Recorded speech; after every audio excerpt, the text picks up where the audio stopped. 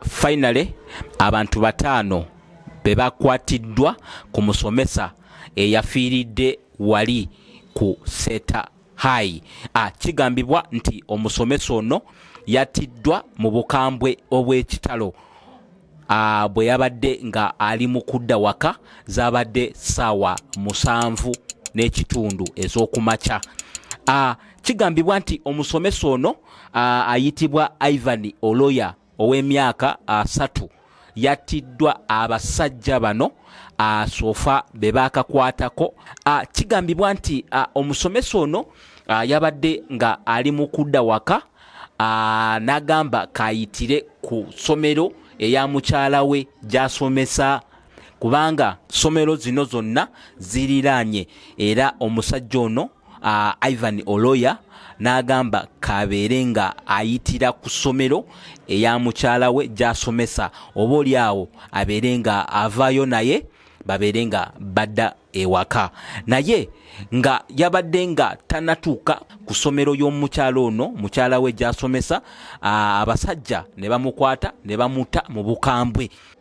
Abasajja bano abataano mulimu ow'emyaka 18, mulimu ow'emyaka 23, mulimu ow'emyaka 38 ate mulimu n'ow'emyaka 21.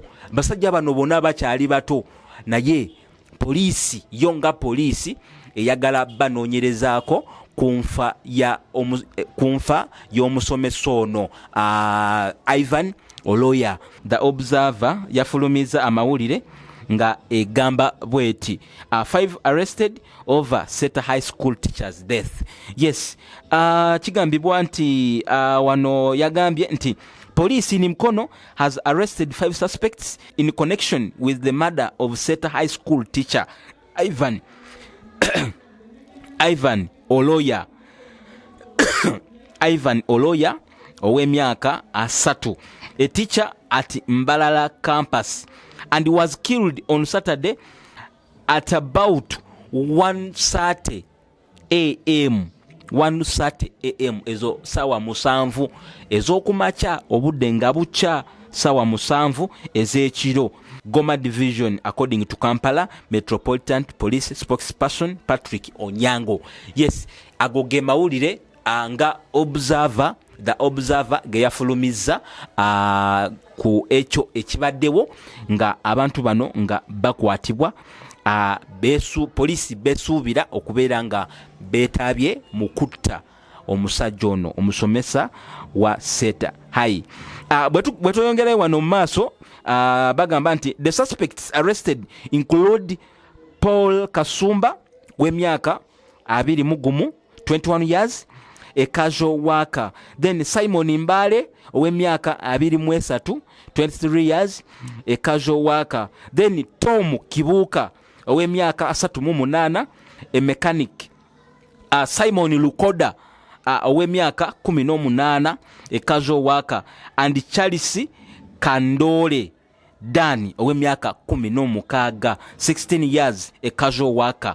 All residents of Kigunga. Yes, byonna ebyo bikyali awo okunoonyereza ku nfa ya Sesaazi. Omwana ono mbu yeetugira mu dormitory wasula. Okunoonyereza kubadde kukyagenda mu maaso, naye tica we naye ne bamutta. Ekyo kitegeeza ki? Fena tetumanyi, naye nga poliisi yo ekyali mu kunoonyereza. Tujja kubeera bagumiikiriza paka bwe tunafuna ekituufu ekiva mu kunoonyereza kwa poliisi. Yes, nga bulijjo video eno nsaba ogiweeka like. Buli lw'ogiwa like etambulira ku speed ey'amaanyi netuuka ku oyo yenna alina okubeera nga awulira amawulire gano, oba oli awo gabeere nga gamuyamba. Ate gwe atanaba kusubscribinga nsaba osubscribinge tubeere nga ffenna tutambulira wamu wano ku Lincoln TV. Nga poliisi yo ekyagenda maaso n'okunoonyereza ku kigambibwa nti omusajja ono yatiddwa. Sofa yakakwatako abasajja 5 kigambibwa nti be balina okubeera nga bayambako poliisi mu kunoonyereza okufa kw'omusajja ono omusomesa Ivan Oloya ow'emyaka 3. Yes, kigambibwa nti omusajja ono omusomesa ono abadde yakamala mwaka gumu ku ssomero eno ku Seeta nga asomesa.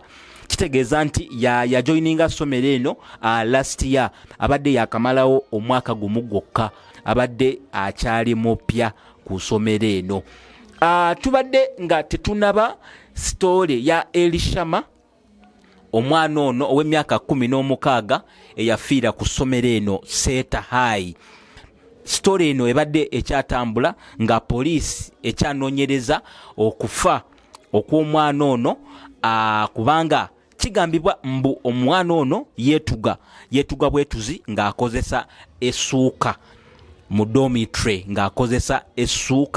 dormitory, naye poliisi ebadde nga ekyali mu kunoonyereza ku nfa y'omwana ono omusomesa wa Elishama, naye ne bamutta mu bukambwe.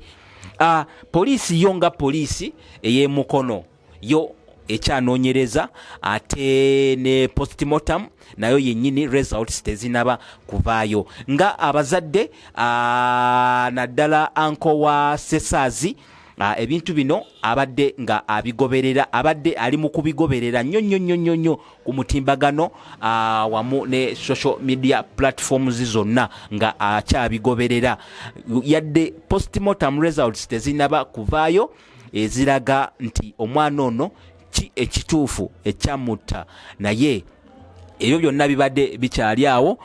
Omusomesa wa Elishama wali ku Seeta High naye ne bamutta. Yes, nga tukyayeyongerayo wano, jjukira omwana ono Sesaazi, Elishama Sesaazi bwe yattibwa, bwe yafa, abazadde bakubira essomero, yakubira abazadde ba Elishama ne bakubira essimu kiro ne bagamba nti omwana wammwe afudde. Kati abazadde bo ne bagamba temugeza ne mujjayo omwana oyo we yeetugidde paka bwe tunaatuuka ku ssomero. Abazadde ne basimbula ne bajja ku ssomero, naye basanga nga omugenzi nga bamaze okumugjayo we yettidde. Ne bamugjayo nga bamutadde ku kabangali. Anko wa Sesaazi bwatyo bwe yagamba mbu basanga nti omwana waabwe bamaze okumugjayo nga bamaze okumuteeka ku kabangali nga bamutwala mochare Mulago, naye speed yali y'amaanyi era tebasobola okumulabako. Kati n'essaawa zino zennyini postmortem results tebazifunanga, naye nga poliisi yo ekyali mu kunoonyereza ekyatta omwana ono Elishama Sesaazi. Investigations zikyagenda maaso ku nfa y'omwana ono Elishama Sesaazi. Yes, nga Lincoln TV tujja kubeera nga buli kimu kyonna tukikutuusaako.